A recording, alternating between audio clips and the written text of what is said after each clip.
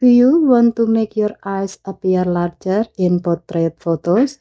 Your Samsung Galaxy S26 Ultra includes a face effect tools that can make the eyes look larger and more noticeable in portrait images. Let me show you how. First, open the Gallery app. Open a portrait photo. Tap the pencil icon at the bottom. Then tap the tools icon. Tap face effect. Now swipe through the available option and tap eyes. You will see a slider below it. For this example, let's increase the eyes level. To do so, move the slider to the right.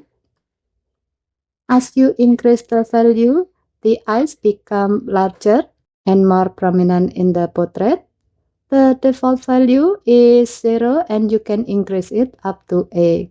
So adjust the slider until you achieve the look you want. When you are finished, tap done, then tap save.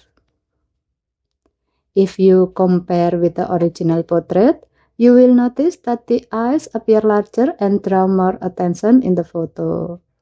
Important note, small adjustment often create the most natural looking result, while using very high values might make the effect more noticeable depending on the photo.